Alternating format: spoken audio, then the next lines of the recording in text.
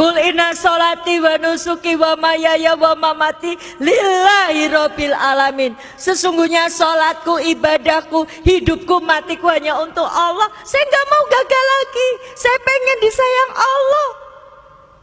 Maka saya katakan berat agama. Apa kata ibu saya? Kalau kamu berat agama, kembalikan. Saya bilang insya Allah. Saya diejek sama ibu saya. Ibu saya bilang, kamu dapat duit dari mana? Ibu saya tahu keadaan saya ketika itu saya sedang bangkrut. Uang saya cuma tinggal 10.000. Ibu saya ngejek saya, kamu dapat duit dari mana?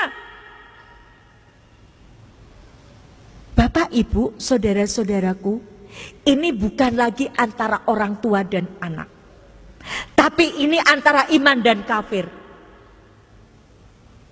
Saya bilang saya punya Allah yang maha kaya. Saya punya Allah yang ar-Rahman ar-Rahim. Allah tidak akan membiarkan saya. Ibu saya bilang buktikan. Insya Allah. Pantang saya mengalah di depan orang kafir. Walaupun itu ibu saya. Pantang saya menangis di depan orang kafir. Walaupun itu ibu saya. Pantang saya mengemis belas kasihan kepada orang kafir walaupun itu ibu saya. Maka saya heran kalau ada orang Islam membela orang kafir. Saya heran sekali.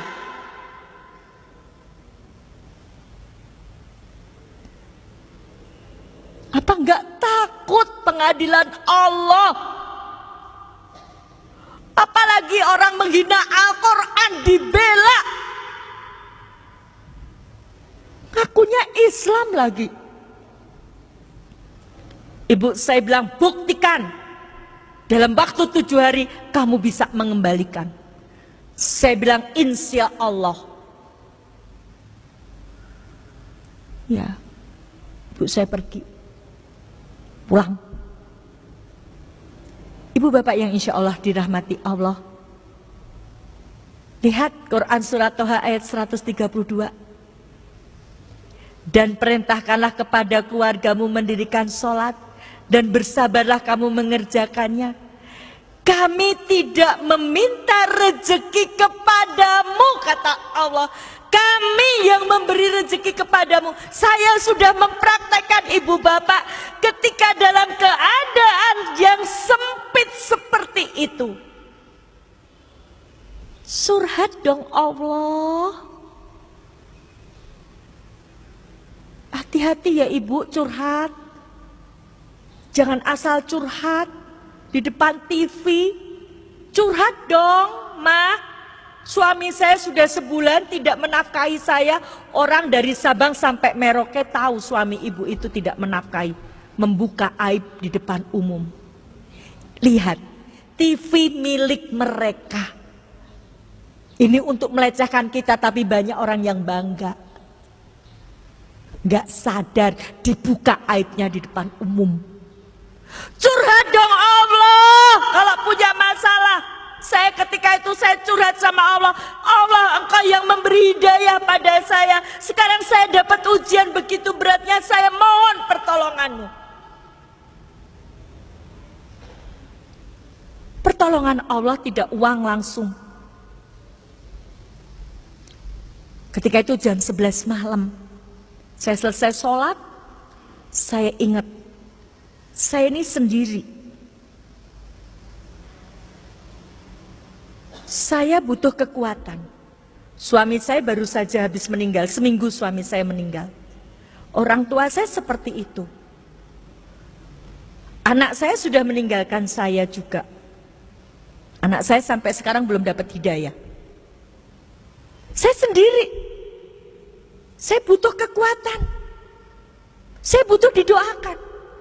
Maka malam itu saya telepon seorang ustadz. Rezeki yang Allah berikan adalah ustadz tadi mengangkat telepon saya. Padahal ustadz yang saya telepon tadi itu kalau sudah malam ditelepon gak mungkin diangkat. Saya telepon jam 11 lebih diangkat. Itu rezekinya. Jadi rezeki itu tidak selalu uang. Ustadz, mohon maaf malam-malam saya telepon. Saya dapat ujian Ustadz. Apa Bu Dewi ujiannya? Seperti ini Ustadz.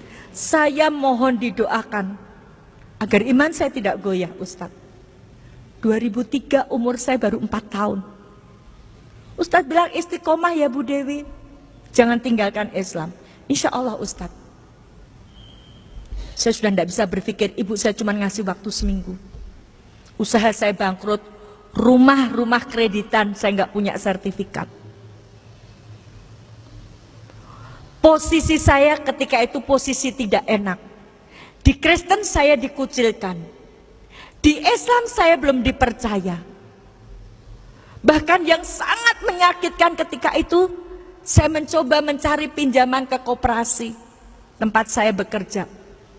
Teman saya yang Islam bilang begini, salah sendiri ngapain masuk Islam sekarang dapat kesulitan kan? Itu tantangan saya dari orang Islam sendiri. Sudah baik-baik di Kristen, kenapa masuk Islam? Itu susah sendiri kan? Stres nggak ibu? Nggak. Kenapa nggak stres? Inilah indahnya Islam. Orang Islam itu nggak akan stres kalau dia dekat sama Allah. Allahu Somad. Quran surat Al-Ikhlas ayat 2. Allah adalah Tuhan tempat bergantung segala sesuatu. Oke, ketika kita dapat masalah, ketika itu mungkin kita susah, tapi kita berpikir kita punya Allah yang maha segalanya.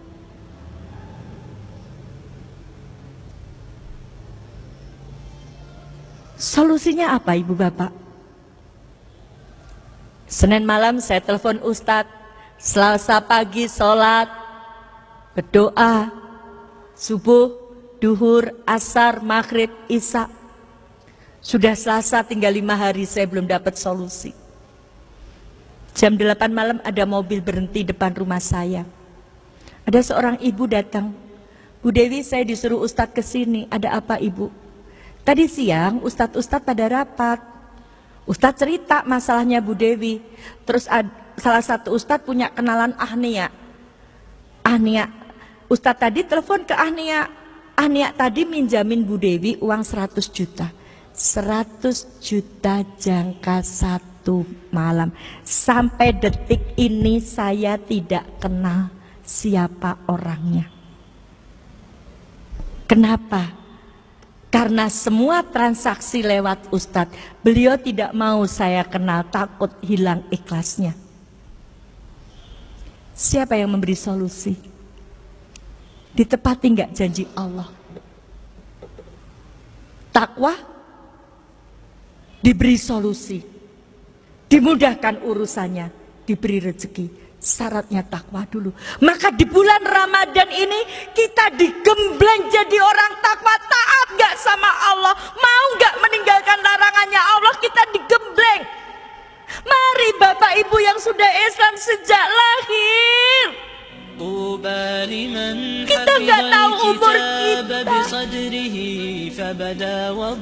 kita gunakan untuk apa bulan Ramadan ini. Belum tentu Ramadan depan kita ketemu dengan Ramadan tadi.